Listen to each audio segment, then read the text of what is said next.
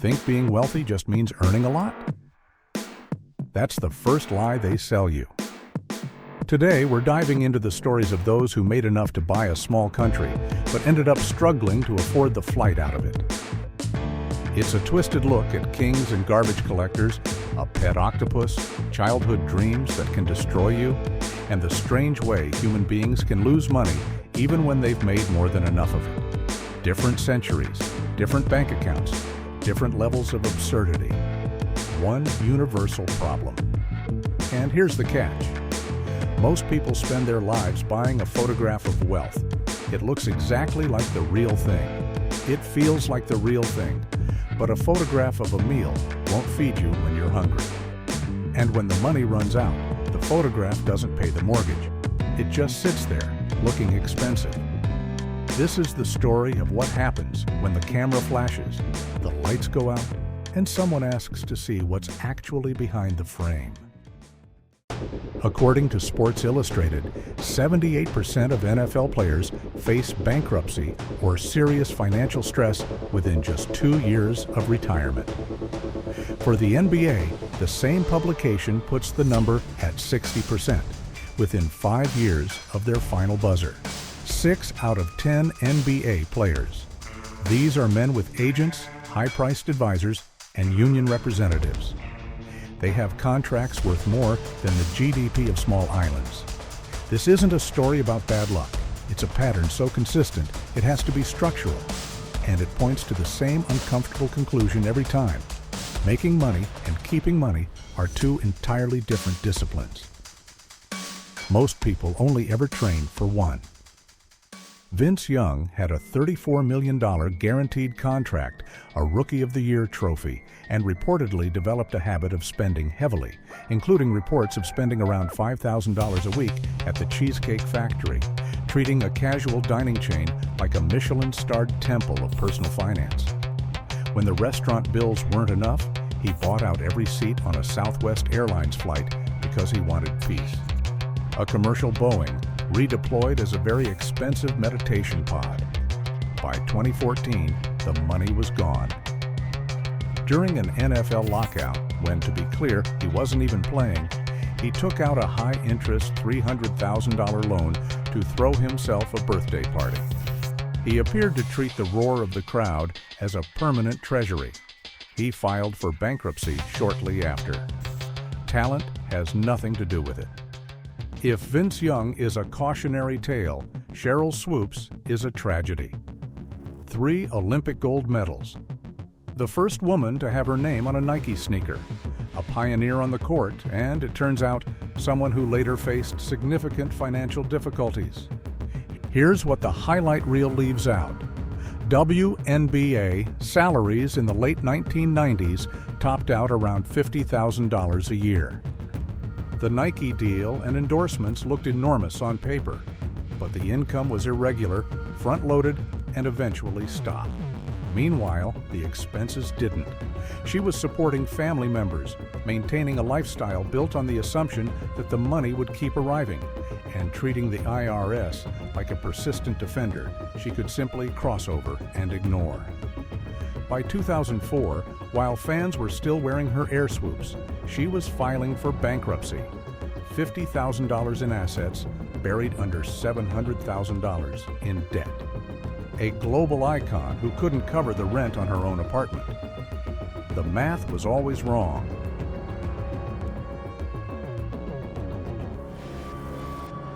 The madness wasn't just American. Boris Becker, youngest Wimbledon champion in history, $63 million in career earnings, crossed the pond and demonstrated that financial self-destruction is a universal language. His off-court life was a cocktail of high-stakes divorce settlements, a lifestyle that required a billionaire's income to maintain on a retired champion's budget, and, among other memorable decisions, an attempt to claim diplomatic immunity from the Central African Republic to dodge creditors. It didn't work. He ended up in a British prison for hiding assets from the bankruptcy court. The taxman doesn't care about your backhand. And in the game of life, the only unforced errors that truly count are the ones on your balance sheet.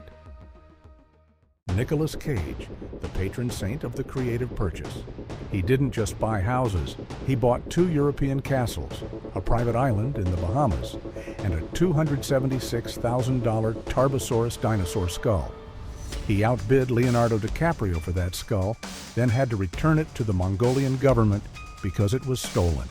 He also owned a pet octopus because apparently, if you're Nicolas Cage, you need a companion that matches your level of complexity.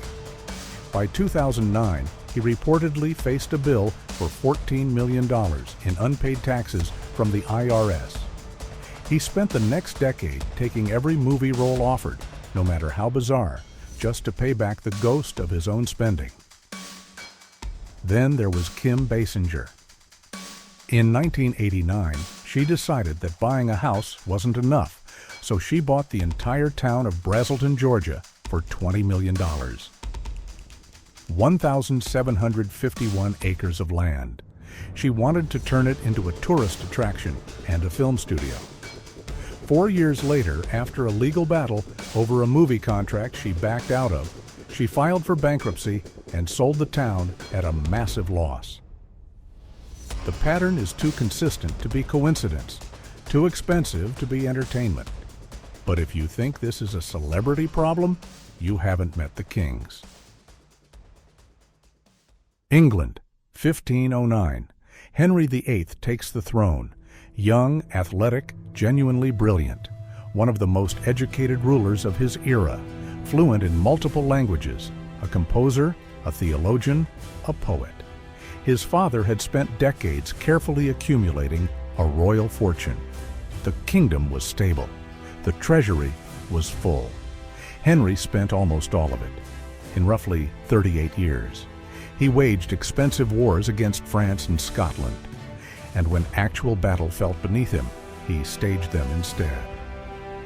In 1520, he co-hosted the Field of the Cloth of Gold, a 2-week diplomatic summit in France that consumed 29,000 fish, 98,000 eggs, and 216,000 gallons of wine, with temporary palaces built from canvas and gold thread, wine fountains, and jousting tournaments, all to impress a king he'd be at war with within 2 years.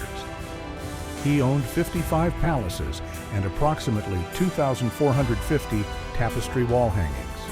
Not warships, not gold reserves. Decorative wall fabric and real estate he'd never sleep in. The Instagram aesthetic of the 16th century. By 1542, the treasury was nearly empty. Henry's solution was the Great Debasement, replacing the silver in English coins with copper.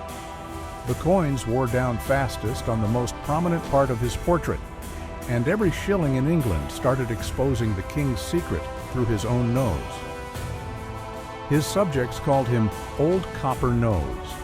He died in 1547, leaving his 9-year-old son a debased currency, an unstable economy, and depleted reserves. One of the most politically sophisticated rulers of his era, and one of the most financially reckless. The photograph of power had been immaculate. The actual treasury was copper. But what happens when the money arrives without warning? No training, no agent, no entourage, just a number on a ticket that rewrites your life overnight? Michael Carroll, 19 years old, garbage collector in Norfolk.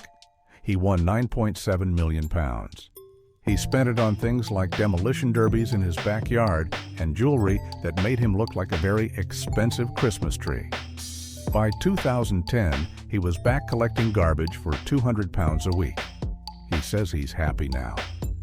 Billy Bob Harold Jr. won $31 million in the Texas lottery.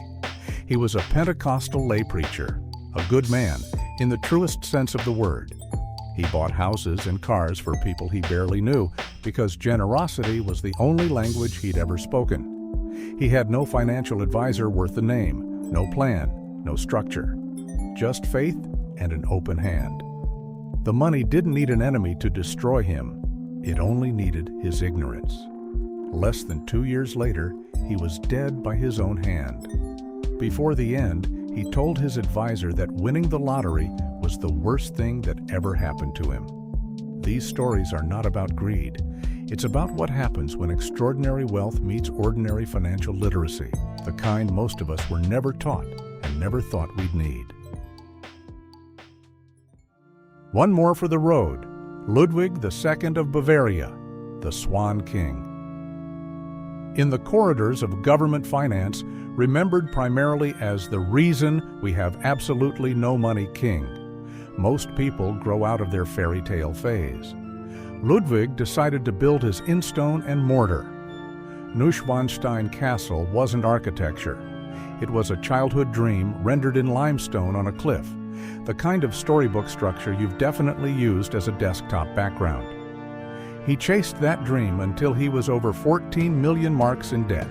His ministers didn't just fire him, they declared him legally insane and dragged him out of the palace. 3 days later, he was found dead in a lake. The official record says suicide. When you've bankrupted a kingdom to build a dollhouse, mysterious circumstances start looking a lot like a state-sponsored exit strategy for a man who refused to stop spending. The twist: Neuschwanstein went on to inspire Walt Disney's Sleeping Beauty Castle.